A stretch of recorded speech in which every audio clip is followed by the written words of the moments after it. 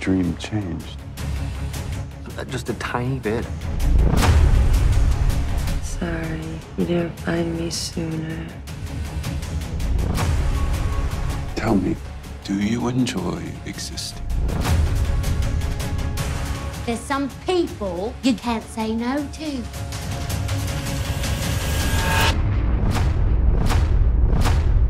I did try to do it the easy way. You can close your eyes if you like. Adam, Hey. take two. So sorry, man. I was in like an Airbnb and the Wi-Fi, I couldn't find the password, and then I drove to for my next interview, I had to drive somewhere with better service. So now I'm sitting in a hotel in London and should have very strong Wi-Fi, so No. we shouldn't have those problems. So far, so good. It's good to talk to you again Right. about Chariot. I watched it again, believe it or not. I watched it twice. I love that. I just love this film. It's just so fascinating. There's so much to see a second time around and to catch, But Harrison Hardy is having the same dream over 5,000 times, and it's kind of destroying his life, isn't it? Yeah, totally. I mean, it's driving him crazy.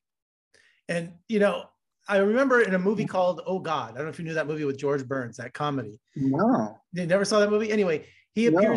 appears to John Denver, and John Denver's like, I'm dreaming. And God goes, well, what am I wearing? Well, I have a plaid shirt, you got blue eyes. And he goes, since when do you dream in color? So when he's describing his dreams, you switch to black and white because people don't dream in color, right?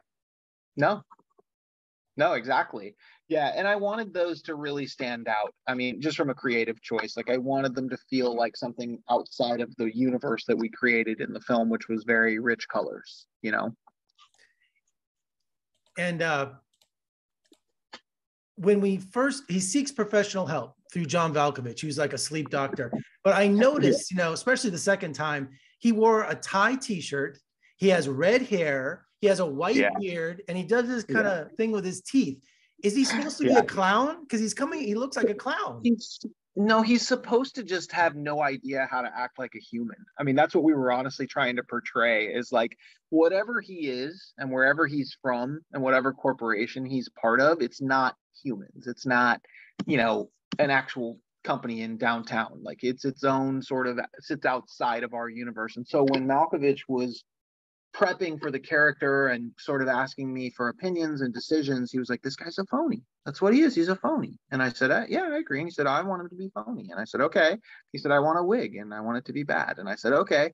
And then he said, what do you think he wears? And I had this thought, and I was like, I think, what if he wears a tie t-shirt? And John said, that's delicious. I love it. And so, he was very, we were on the same page with regard to that, but that's why he's so strange. I just love his smile. He's always doing it with his teeth. He's biting his lip. Yeah. So the Lafayette, I wanted your opinion. I hear it's cheap. Yeah, exactly. It is. It's amazing, cheap and furnished. It's good enough. That building's fantastic. I mean, it's in downtown Little Rock, and it's funny. So we actually shot in 2 locations for everything that's in the Lafayette. All the exterior and the really cool lobby and all that is one location. Upstairs in that building are these horrible 1970s apartments. I mean, they're just as bad as you can put. They have the bad tiling, everything. And so it was not going to work. And so I was like, shoot. So there was an abandoned building about 3 blocks from there. I'm blanking on the name right now, but it was an abandoned apartment building where a company had failed to pay their sales tax for 5 years. So the IRS finally shut them down. And so there were some homeless living in there, and it was not great, but my production designer went in and killed it, and we took some of the abandoned apartments and turned them into Harrison's and Maria's in the hallway, and it looks fantastic. It looks great. It looks fantastic. And I love the landlady too, the curlers and the key ring. She was hysterical. You know who that is? No, who is that? So that's a lady named Cassandra Gaba, and she is the warrior woman in Conan the Barbarian with Arnold. Is she really? Yeah, that big, tall, sort of Asian-looking woman in Conan. That's her. That's Cassandra. That's and awesome. She's a good friend of mine, and just this batty older actress who brings her tiny dog everywhere with her, and is just a lovely woman. She's actually the one who introduced me to John Malkovich. So she was the one who, yeah, she's great. She was great. I love how Harrison, Thomas Mann's character Harrison, throws out that picture of that woman, that little girl. You know what it reminded me of? It reminded me of Poltergeist, the little kid trying to sleep and the clown sitting in the chair, and he keeps getting up, and he finally throws the picture out the window. And so I thought that was really funny. No, totally. And I spent many hours on eBay looking for the creepiest painting I could find, and then finally I found that and called my girlfriend at 2 a.m. and I was like, I found the painting, and she was like, oh yeah, that's perfect. I always wanted a love encounter in a laundry room. I think there's something so romantic about that, and the character Maria, I wish I could meet a woman like that. Her apartment, 630, it looks like a bordello. It's all reds.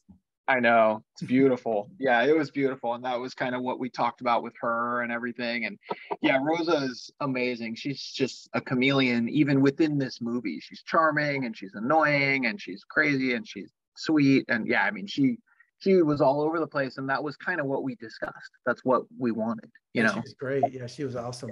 Also, got to ask you again about the trunk shot. Very Goodfellas, very Pulp Fiction. Very cool.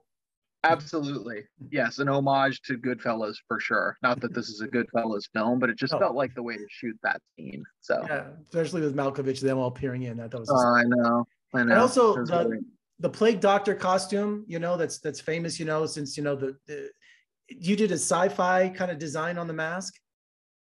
Yeah, that mask is like, what it was inspired by pretty strongly was the mask that Morbius wears in the Sandman comics. Right. Because I loved that he had to wear this mask to shift between realities, essentially. Like he had to put on his mask to enter dreams.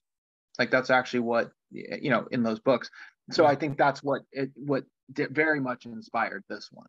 Yeah, because it reminds me of what the plague doctors wore, back. Oh yeah, absolutely. One of the creepiest looking masks I've ever seen. You see that instantly.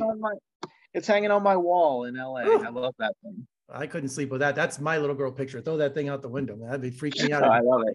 Now, I love it. As a writer, you wrote this movie in chapters. Does that help kind of a writer when you do something in stages like that? Does it make it easier, or? Well, it may kill some of the mystique, but I added those very late in the edit, and it was a throwing a bone to how this is not a particularly linear, and it's not a confusing movie, but it's not a pain, sort of connect to the dots film.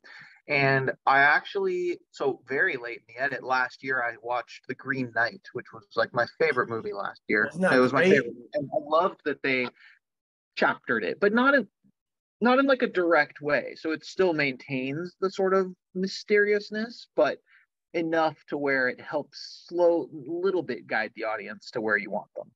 Well, and this movie's all about state of mind, challenges your senses visually, and it's just a great movie. So congratulations. Thanks for talking to me today. And I wish you best. I really appreciate it. Thank you very much.